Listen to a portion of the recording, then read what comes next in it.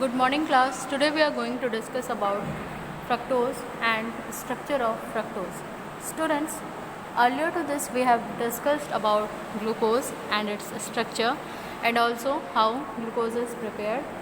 Now we are going to discuss about fructose. Students, अगर हम बात करें fructose की, so this is also an important carbohydrate. This comes in the category that is ketohexoses. Okay, keto, that is there will be a ketonic group, hexoses that will having carbon chain 6 in number. Okay, it is obtained along with glucose by hydrolysis of disaccharide that is sucrose. Students, अगर हम बात करें कि हम fructose को prepare कैसे कर सकते हैं, सो इट इज़ सिंपल. हमें सिंपली सुक्रोज लेना है. सुक्रोज आप इसको एक और नाम से जान सकते हैं, दैट इज़ केन शुगर. जब इसकी हम हाइड्रोलिसिस करेंगे एसिडिक मीडियम में, ओके, तब ये फ्रक्टोज और ग्लूकोज मॉलिक्यूल का प्रोडक्शन करता है. So from this process you can prepare fructose. Now students, अगर हम बात करें ये प्रेजेंट किन चीज़ों में होता है, सो ये एक नेचुरल मोनोसैकेराइड है. It is found in fruits, honey and vegetables. In its pure form it is used as sweetener. ठीक है, फ्रक्टोज भी क्या है, स्वीटनर की तरह यूज़ होता है. और कहाँ पाया जाता है, it will present in fruits, honey and vegetables. Now students, talking about fructose structure. अगर हम फ्रक्टोज के स्ट्रक्चर की बात करें, सबसे पहले हमें जो एक चीज़ जाननी है, इट्स मॉलिकुलर फॉर्मूला.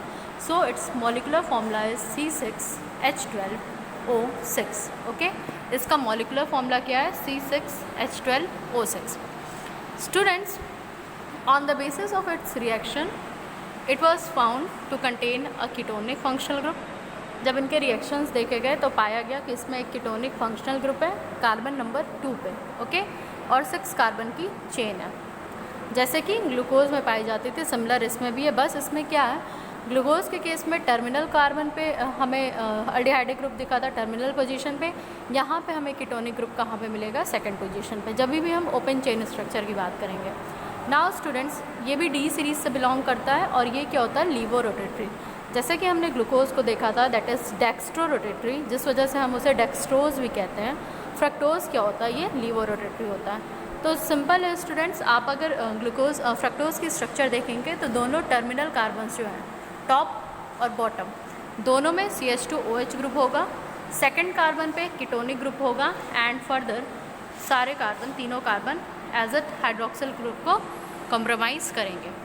स्टूडेंट्स, ये साइक्लिक फॉर्म में भी एग्जिस्ट करता है, जिसको जब हम यहाँ पे क्या हो जाता है, सिमिलरली कीटोनिक ग्रुप और जो हमारा 5th पोजीशन का हाइड्रोक्सिल ग्रुप है वो आपस में एक साइक्लिक स्ट्रक्चर का फॉर्म करते हैं. ठीक है, और जो रिंग फॉर्म होती है वो 5 मेंबर रिंग होती है और इसको हम फ्यूरेनोज कहते हैं. हम इसको फ्यूरेनोज क्यों कहते हैं स्टूडेंट्स, क्योंकि हमारा एक ऑर्गेनिक कंपाउंड है दैट इज़ फ्यूरॉन.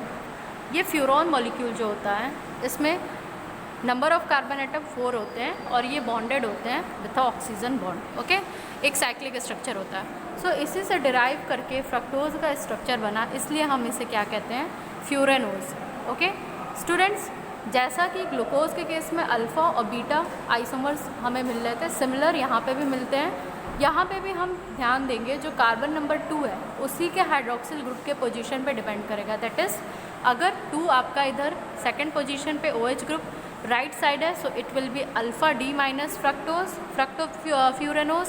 और अगर OH ग्रुप आपके सेकंड कार्बन पे लेफ्ट साइड है, so it will be beta D minus fructofuranose. Okay students, Haworth representation अगर इसका हम देखते हैं, जो दोनों एनोमर्स हैं फ्रक्टोज के, उसे हम इस तरह से दिखा सकते हैं. चूँकि ये फ्यूरॉन स्ट्रक्चर से डिराइव हुआ है, तब हम इसे फ्यूरेनोज कह रहे हैं. बाकी हम इसकी सारी वैलेंसीज फुलफिल करेंगे. फर्स्ट और लास्ट पोजीशन पे आपका CH2OH ग्रुप है. Here is also CH2OH group. अब हम क्या देखेंगे स्टूडेंट्स, अगर ये OH हमारा बिलो द प्लेन, ठीक है, यहाँ इस पोजीशनिंग में पाया जा रहा है, this will be alpha D minus fructofuranose. Similarly students, अगर हम यहीं पे स्ट्रक्चर चेंज कर देते हैं, अगर हमारा CH2OH ग्रुप इधर है और OH हमारा ऊपर है, so this will be beta D minus fructofuranose. So this is all about fructose and its structure. In our next lecture, we will discussing about protein. We will discuss very few points about disaccharide, that is oligosaccharide, because the students, the portion that is starch, sucrose, maltose etc. is removed from your syllabus. जो maltose का part था या sucrose या fructose का part था, sorry, maltose, sucrose and starch, ये सारे आपके सिलेबस से हटा दिए गए हैं. अब जब हमारा नेक्स्ट लेक्चर होगा तो थोड़ा सा डाइसैक्राइड के बारे में स्टडी करने के बाद कि बेसिकली हम डिस्कस कर लेंगे एक बार और about sugars and non sugars, कि किन्हें हम शुगर कहते हैं, किन्हें हम नॉन शुगर कहते हैं. After that we will be discussing about protein. Okay, so this is all about today's lecture. Thank you class.